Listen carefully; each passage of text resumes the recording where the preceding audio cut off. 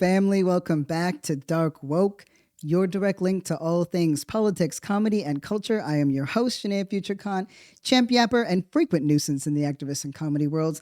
Let's get dialed in. But just before we jump, Dark Woke is a self-funded, self-produced show. We're on Patreon/Dark Woke. I am so grateful for all the support and for you just taking the time to listen. All right, you already know what it is. We're talking about the Super Bowl in a minor. Whew. We had the Eagles versus the Chiefs. You already know what it is. I was an Eagles fan because, like Issa Rae once quoted, it's a parable. I'm rooting for everybody black.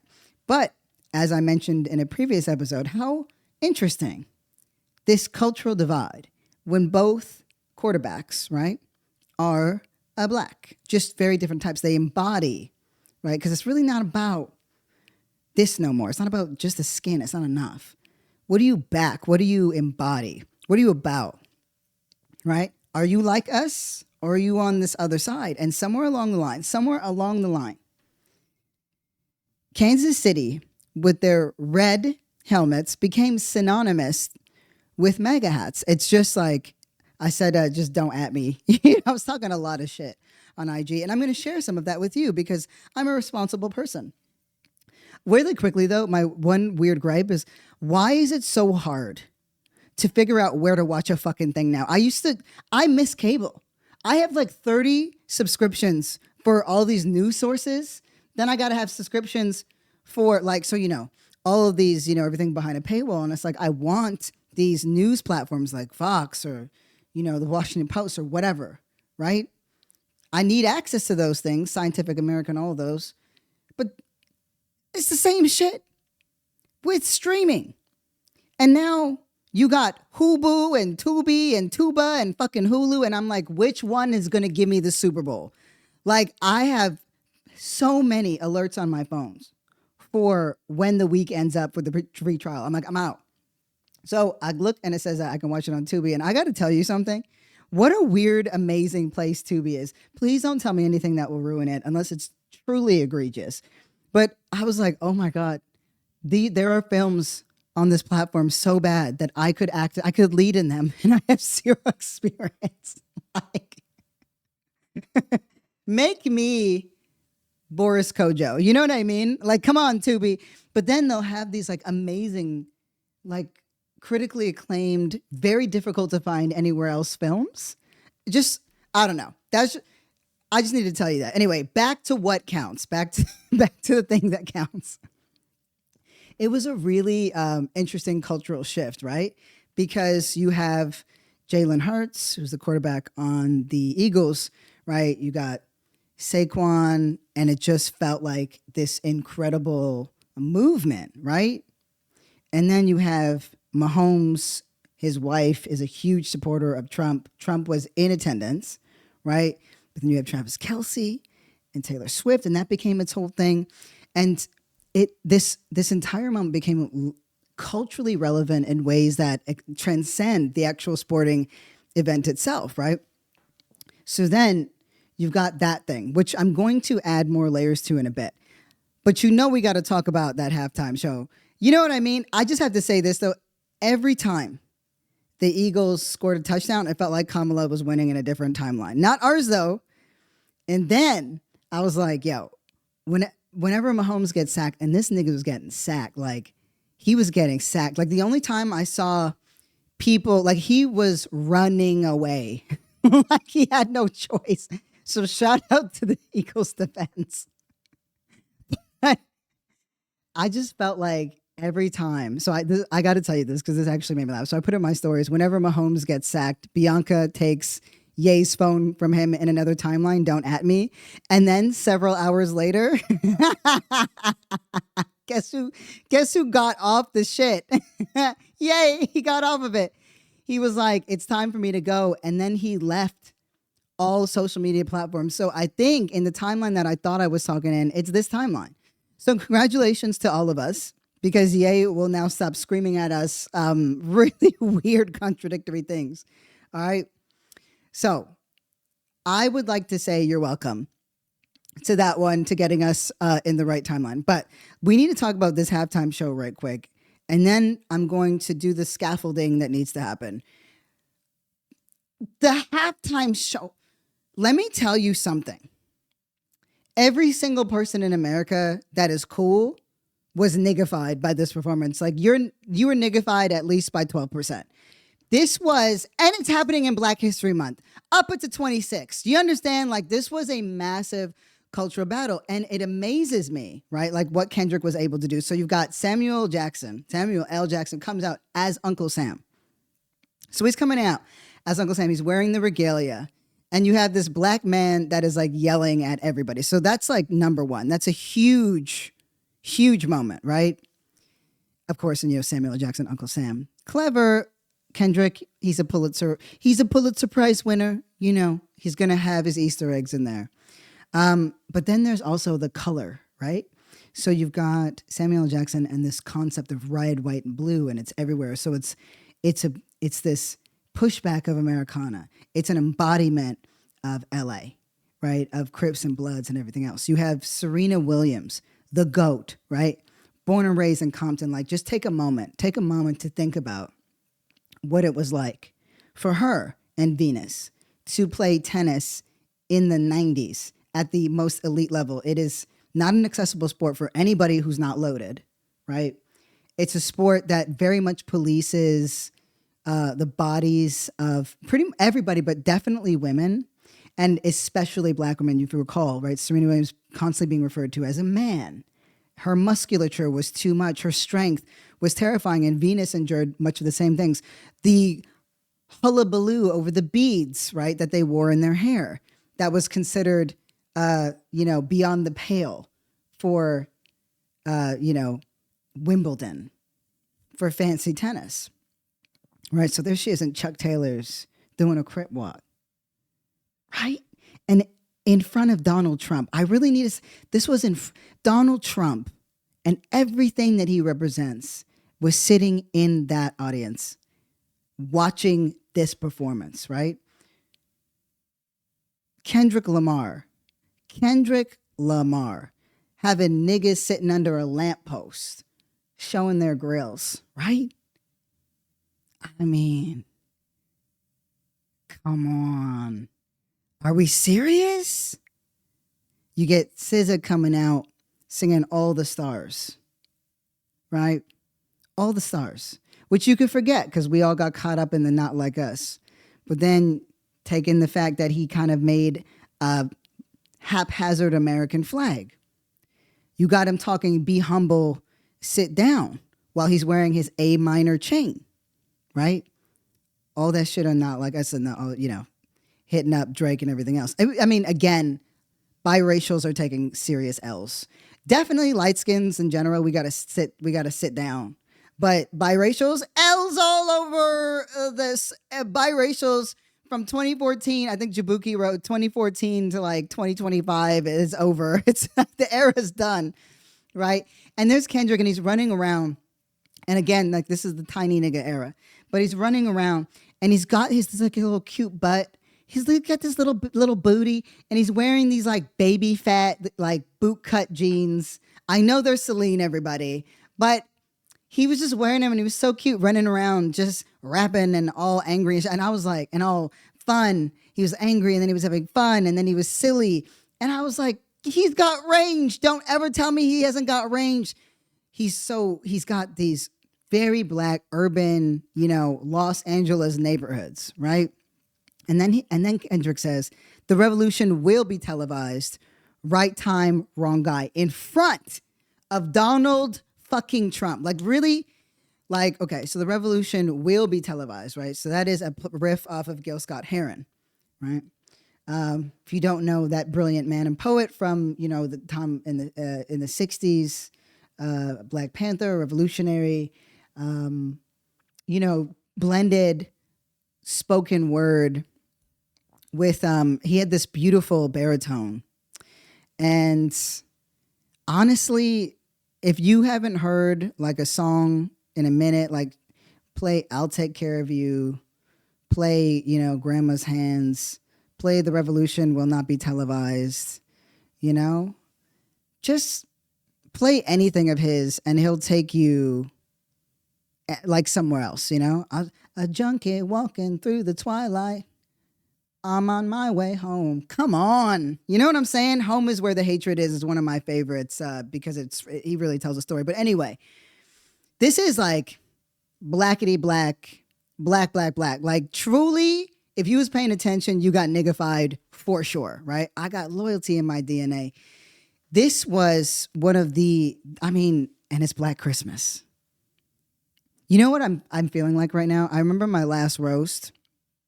In my last roast battle, one of the judges, because the judges will roast the contenders too, and one of the judges said that I sounded like a Muslim professor teaching a class on Islam. And then, just as Kendrick's walking up to the camera, right? He walks up to the camera, and just as he's supposed to say Drake's name direct, because there's all these limitations. He couldn't say the word nigga. He couldn't call so-and-so a pedophile. Right, but he looks at the camera and he smiles, and because he can say Drake's name, says his name, the most diabolical smile. You ever seen do you know when Malcolm X smiles and you're like something's about to happen? This feels very significant because that was a serious dude. Kendrick gives off those vibes, and he smiles right into the camera. And it's diabolical. You're just like, everything is possible. Like everything is possible. So now let's zoom out for a second because that was just a huge moment, right? A huge moment. Everybody cool is all for the Philadelphia Eagles. Like, come on. Everybody cool. Everybody black. And Hannah Einbender, who is, I am so grateful. I found this clip of her, like, because just think about it. Abbott Elementary. It's Always Sunny. Like, this is Philly. This is Philly. I need to play this clip I found of Hannah Einbender. Einbender, like, just drunk, bro. She's reacting to the thing. It's so funny. Hold on, let me just do a little screen share. All right, bet. Philadelphia teams. She's drunk and on the street talking to KTLA. It's incredible. Have had to deal with loss, with disappointment, with anguish, with pain for so many years. And I thank the good Lord for blessing us and blessing the Eagles and for winning this game. All our family is back in Philly. Uncle Eddie, how do you like us now? We did it. See this jersey? That's us. Why my name's on the back? Because I'll never be traded. Never. Oh my God, did somebody put a laugh track on this video? What a loser. G-L-E-S, Eagles! All right. Did you need anything more than that from the star of Hacks? I don't think so. You know what I mean? Anyway. I had to play that because it made me laugh. And of course, the right has a massive reaction to this. Like I'm like, you guys had a full sweep. You're not happy about anything. Jack Poso comes out, DEI halftime show. Theo Von says, you know, the halftime show is boring. Matt Walsh just goes off. He's like, bold decision to hire a halftime performer who doesn't actually perform. Bizarre decision by the NFL to have some guy come out and lethargically mumble a bunch of songs that 90% of the NFL audience has never heard. This is easily the worst halftime show I've ever seen. And I'm like, you niggas is never happy. Like, why are you still whining? Why are you still aggrieved? Like, you did everything that you said. Was it not about any of those wins? Oh, okay, cool. Just checking. Here's what's really interesting, right? So, like, the whole MAGA right was like, keep politics out of sports when it came to Colin Kaepernick, right? Oh, you know, and then they were mad at the whole pop culture thing with Taylor Swift, but then tried to absorb it because the NFL tried to absorb it. And at the same time, right? So they keep politics out of sport. And then you got Trump at the Super Bowl, and they're like, yes, daddy. Yes, I love that. He gets it. He's one of us. Like, make up your mind. Make up your mind. But this is what's interesting. I want to play this for you. So Taylor Swift, here she is. She's at the Super Bowl. This is one of the biggest artists in the world, right? Like, truly one of the biggest artists in the world. Swifties those bitches are scary. If they could organize themselves on anything else, we wouldn't have lost abortion. let me play this clip for you, and then here comes the context, because these cultural moments capture the essence of America. So we got to get into it. I'm going to show you this right quick. Boom. Listen. So here, for those of you who are primarily listening, an image of Taylor Swift comes up on the big screen, right? So on the Superdome screen. I mean, also, I forgot to mention, we're in like New Orleans. You know what I'm saying? Like, this is as black as it gets on Black Christmas. But let me just play this right quick, right? Because we know that's not going to be the primary audience in attendance for a lot of different reasons. So here she comes on the big screen. Kansas City Chiefs, they're the guys coming in that everybody thinks is supposed to win it. Peep this.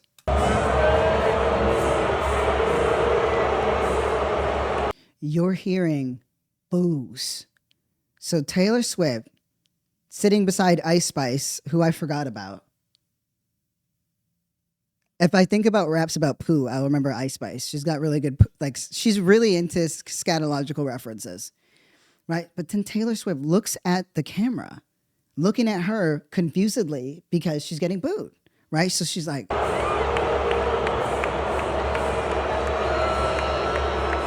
her eyes dart back and forth, and she says, "What's going on?" And then the camera cuts away from her, right?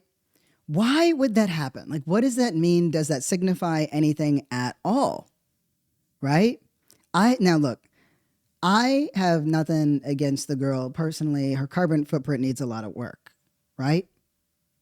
But she's become symbolic of something. And whether she willingly stepped into that or not, she has become a symbol of this weird, intense population. So Donald Trump gets on Truth Out and I don't know what they call it on Truth Out when they tweet. I don't fucking know.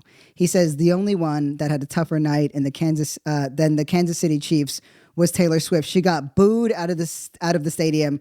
MAGA is very unforgiving. So his interpretation, and this is what's really interesting. There's a lot of interpretations here. So in his mind, MAGA is rejecting Taylor Swift because, I don't know, she was a Democrat supporter. But to the vast majority of people that I know who are thinkers, who are scholars, whatever, it was also a rejection of what Taylor Swift has ended up aligning herself with, whether she meant to or not. That consolidation of power, that cultural divide. Now we get to zoom out, okay? Because this is, so like Kendrick Lamar's performance and the Eagles win and why it was celebrated, it was a repudiation on two levels, right? Like one, so with Kendrick, right, with K. Dot, right? It's where it started with Drake, who was a proxy, right? So it was for, that diss originally was for anyone who would take from the culture, but not give back to the culture or disrespect the culture, which Drake has become very much an embodiment of. You know, kind of ran on that until it wasn't necessarily used for me. Like, shits on the culture a lot, doesn't give back to Black communities, you know, implicitly or explicitly. Doesn't move in a particular way. Like, you know who's for it, right? You know who's not. But the other one, to me, is far more poignant. That, and I think Kendrick helped tee it off, and then the elections really brought it home for a lot of us, right? Because this is a very organic thing. But the Eagles became very much symbolic of Blackness and the power of the underdogs, an affirmation that, like, we can win. We can win. Because, you know, the culture took a hit when Mike Tyson got his ass beat around by Jake Paul. And Jake Paul couldn't knock out an arthritic, ulcer-ridden, aged Mike Tyson, right? And nothing against Paul in terms of it, specific to his like love of boxing, because he loves it. He loves the sport, and I love the sport.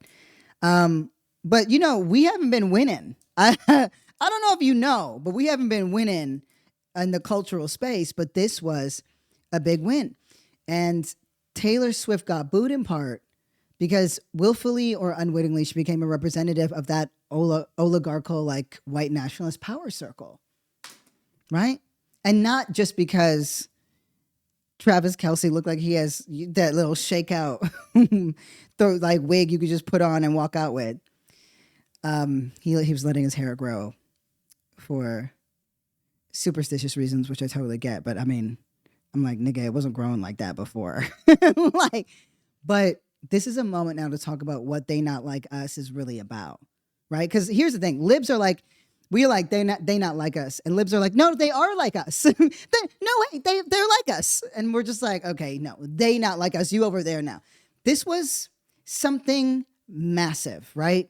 So I'm gonna take us through the music for a second, and then I want to talk to us about like how sport always at the heart of the matter ends up embodying and being a mirror for the cultural, racial realities of America. But like, just like, think about music, for example, right? Like, because we're talking about Kenny, talking about K. Dot. And when it has led or influenced political action. So think 1939, Billie Holiday. She releases Strange Fruit, right? This is a song that's stunning and devastating. It's a poem. It's a song about the horrors and the hideousness of racial lynchings, right? That's 1939. Woody Guthrie's tunes from the 1930s, right? This land is your land. So it doesn't just have to be this type of music, right? Pete Seeger, Where Have All the Flowers Gone? I learned that in Catholic school in elementary, right? These became anthems for protest movements in the 60s, right? These songs, a lot of them made it to Billboard charts. Blowing in the Wind sells a bunch of copies.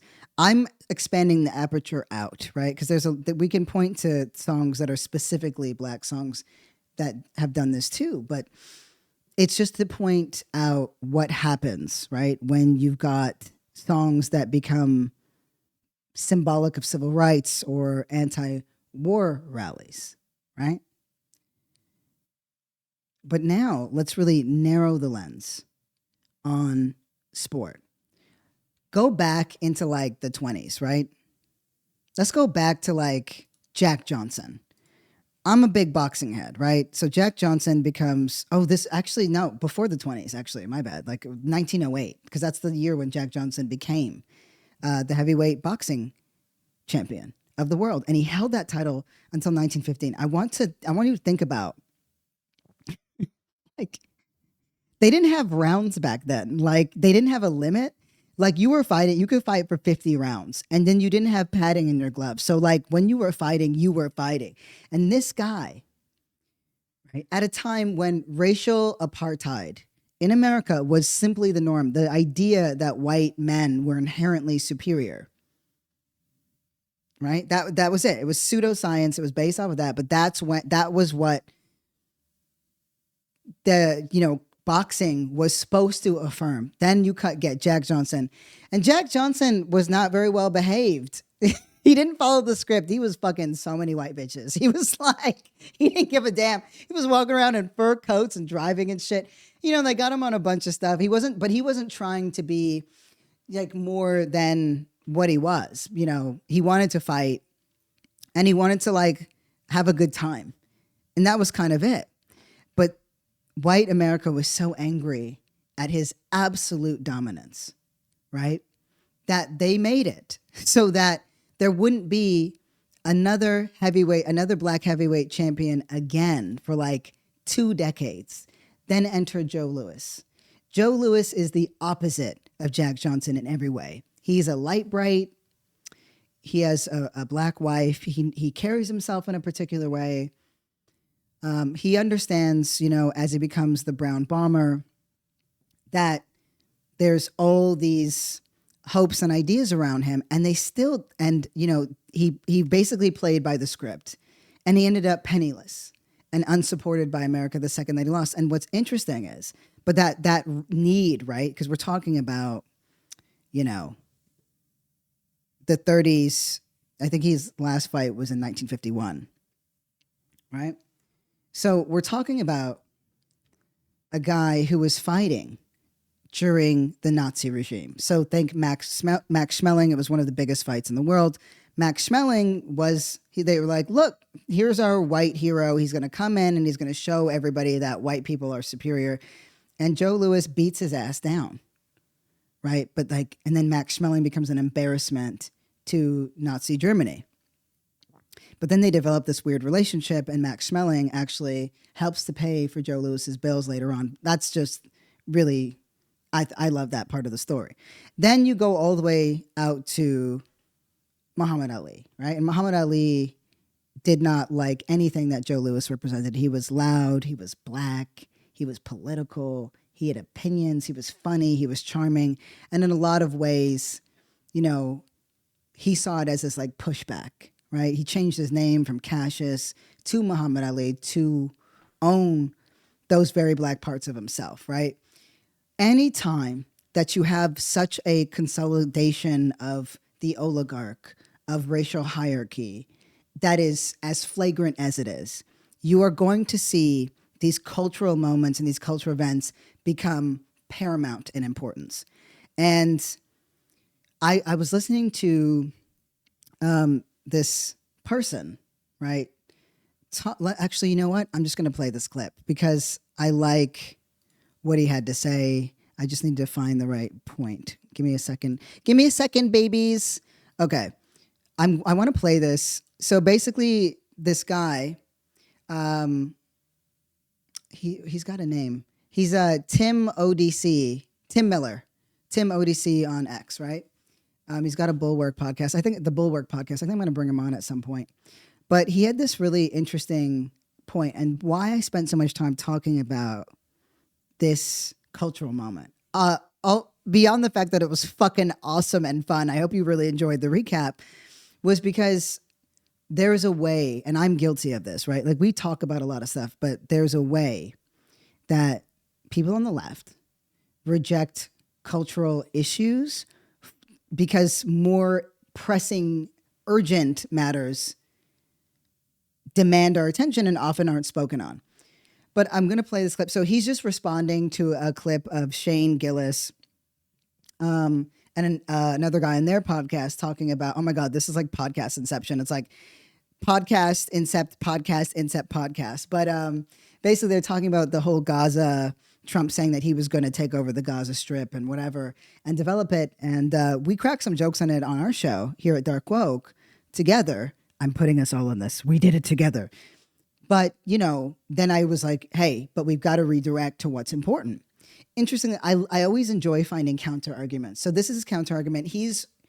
If you hear like he's like, he's talking about Shane Gillis and this guy named Matt talking about Gaza and Trump. But just give this guy a listen because I like what he had to say about this like culture thing and this fight that we have in front of us. So they're making fun of him. They're teasing him. But here's the thing, right? Like, there's this notion out there that the Democrats should ignore this stuff, that it's bait, that like they should focus on the real problems, like, you know, whatever, the community health center is getting shut down in Virginia. And I agree, they should focus on problems that affect people. They shouldn't just focus on Trump's random tweets. But Trump's attachment to the culture, to people that don't pay attention to the news that much, is based in large part on reaching them through his bait.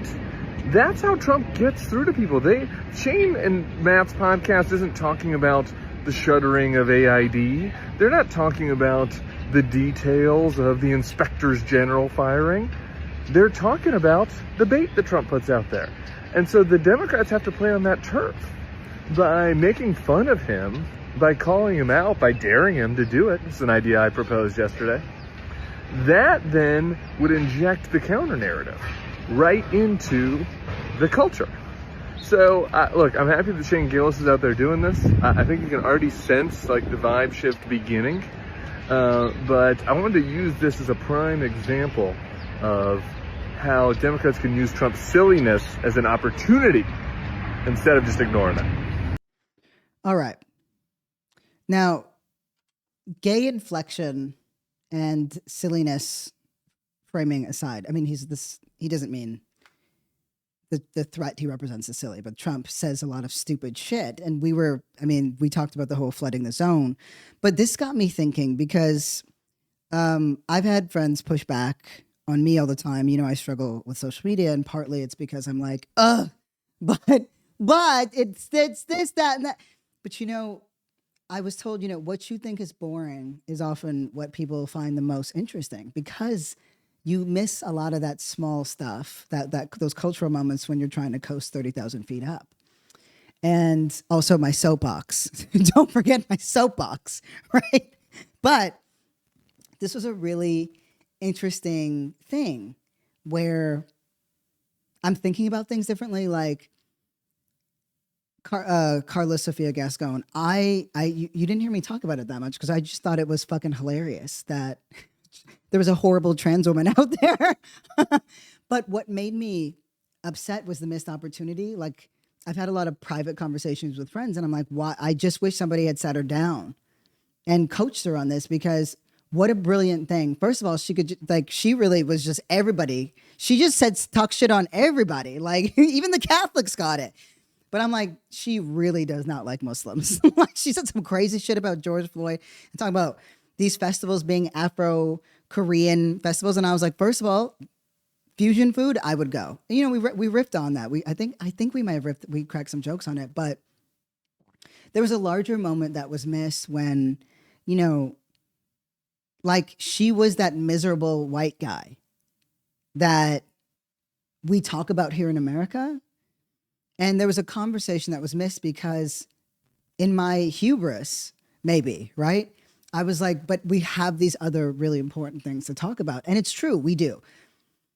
But I have been sitting with the need to educate through culture, through these like really cultural moments that if I'm being honest, that I sometimes consider like too trite. Like, I'm like, it's great for conversation. It's great bit for comedy, but not necessarily for the political education. I'm like, no, the general rule in politics is, you know, that whole thing, if you build it, they will come. It's like, no, you go where people are, you bring the movement to people. You don't wait for people to come to the movement. And what that means, you've got to meet people where they're at. So what conversations were not missed? And I'm thinking about, you know, Candace Owens, for example, who has done a great job on this Blake Lively, Justin Baldoni expose, right? And I'm not a huge fan of that. I'm not suggesting that be our topic. But if it's what people are talking about, I guess here's my question to you all. If it's what people are talking about, do we have an obligation to talk about it too? And, you know, I'm really curious about that because, of course, then she used all her, because it is Candace Owens. So, yeah, immediately afterwards, she was like, it's so stupid. She releases her book, Make Him a Sandwich. I'm like, bitch, make me a sandwich. I've had it. Like, can you get it together, please? But she is charismatic and she's funny. And she delivers facts in a way that a lot of people really appreciate. And so, you know, you still you have to acknowledge what people do well, even if you don't fuck with them like that. So, and I can't say that this episode is like an embodiment of all the things, but it got me thinking. It really got me thinking, especially because our guys. I just got to play this clip. I know we're at time. I just got to play this clip by Hakeem Jeffries. I was so fucking mad. I'm so mad. I'm like, this is who we have to like. This is our guy. This is what I'm talking about when I say like, there's a difference between being black and like being black, because this ain't it. I'm trying to figure out what leverage we actually have. What leverage do we have? They control the House, the Senate, and the presidency. It's their government. What leverage do we have? Like, could you be any weaker? Like, is it possible to be more? I don't think it is. And it's like, you're talking about what leverage we have as if the American Congress is it. Like, certainly disrupt everything. Pick up that 2008 playbook that Mitch McConnell and a bunch of other, what are those things called? Oh, wait, we don't make Harry Potter references anymore. Oh, my God, J.K. Rowling. Just a bunch of J.K. Rowlings. I mean, that's great. She's grossing up. That whole playbook, though, which they were like, disrupt everything. That he sounds very different than Jasmine Crockett, than Tim Kaine, than AOC, than Ilhan, than Rashida Tlaib. That's who we got. That's who our folks are. These establishment Dems are not our folks. So But I'm not even interested necessarily in what they're doing. I'm talking about us and the ways that, like, can we connect the things that really matter to these huge cultural moments, and when do we do that, and when do we not do that? That's what I'm trying to grapple with. It's a question I'm putting towards you, because I want to know too, right? I want to know too. I'm about that. And yes, just as we wrap here, right before I play the VMs, the VM of the day, we've got. I am in a different room, in case anybody noticed. I had to move my setup because I'm in the process of moving, but because I live on the wild side, I don't know where yet. I got too cozy, you know, I'm an animal. I don't belong in a family home. You know what I don't belong in a family home. I sleep wherever I am. You know, people are like, I go to bed. I just fall asleep wherever I am with Sula, like a dog. Like I'll just, you know, and I got too cozy in that house and I had to shake shit up a little bit and live on the edge, you know. Anyway. What am I talking about? This is what happens when you record late, and also after a really great Super Bowl game. But it became this greater symbol, and I think it's a great entry point into conversation, even if it is a fleeting one. But if culture is where most people, if we think about the manosphere, and how these really stupid things that are brought up in the culture, that Donald Trump says, whatever, are the things that pique people's interest. Do we have a duty to sort of enter the conversation from that place? I think the answer is yes, because why not try something new? And I'm telling you, if you told me, it's partly why I became a comedian. A, that's where the cultural debates are happening. But B, if you're like, do you want to hear a podcast from an activist? I would immediately grab a gun and blow one of my eardrums out. Just blow it out. No, like absolutely fucking not. But a comedian, you know, that maybe is a little political, well, little smart, right? But a political one, sure, give me it. I'll listen.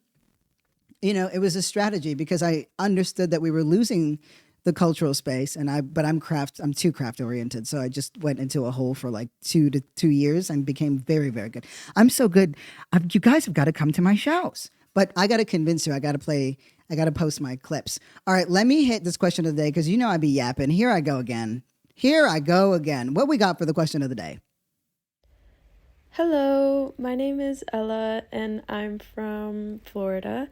And my question is, being that you're a part of media, have you noticed a shift in the levels of censorship through media sources, and how do you identify it? Oh, good question, Ella. Also hilarious because I was like, you said part of the media, and I was like, no, I'm not. But yes, I am. Like, what's wrong with me? Okay. You know, I think that there's a lot. I've experienced some shadow. I don't want to say shadow banning, but censorship specifically. You know, in certain word choices. I think we reported some of the censorship on LGBTQ content. Definitely political content, Black content, news sources, and Meta has talked about how they're going to deprioritize anything. So I think we have to do a better job of being a network for each other, an echo chamber of like thought and of thinkers, you know, of each other. And so that's one of the main things. And obviously with TikTok being absorbed now by this honestly, these right-wing think tanks, the way that the algorithms will shift and change. And that's another thing that cultural conversations can break through, right? If we sandwich our deep political thought in between these like silly or goofy political moments, right? And use that because we are in that, and we talked about this, right? Like with that Ezra, Chris Hayes clip where they're talking about their ability to capture attention. And if this is the thing that people care about right now, or a thing that people are talking about, we have to enter it from that place. And it also codes our shit a little bit better and maybe insulates us from some of that algorithmic censorship and, you know, punishment. But these are just some thoughts and some musings I have. And yes, I will be figuring out a way to follow it. Maybe I'll do a live because I need to like hear from you live. I also need the little tiny baby fat jeans. I need the baby fat jeans, the boy jeans. But I'm going to tell y'all, it was a great halftime show, if you were looking for explosions or fireworks, you weren't going to find them with Kendrick Lamar. He's a nigga that don't dance like that. You are getting a 2-step and a half-step. And honestly, I relate. If I'm not catching a wine, right, it's not my time, you know? Anyway, I love y'all a lot. Seems like it's time to hit that. I'm in a very thoughtful place, but I'm telling you, like, I feel so empowered by all of you. Oh, I use the word empowered. Gay, but I felt something tonight. I felt millions of people who are hungry for something real, you know? And that's what sport can do. And I fucking love sports. I fucking love winning. And I fucking love you. Let me hit that outro music right quick. I just want to say thank you so much for listening to Dark Woke. It means the world to me.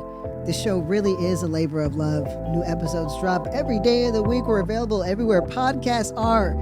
Dark Woke is self-funded, so if you love the show, please support it as best you can. We're at Patreon/DarkWoke. Don't forget, I want to hear from you. Drop your voicemail questions to darkwokejfk@gmail.com.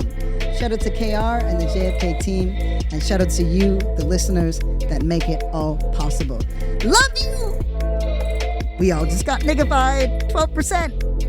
Peace.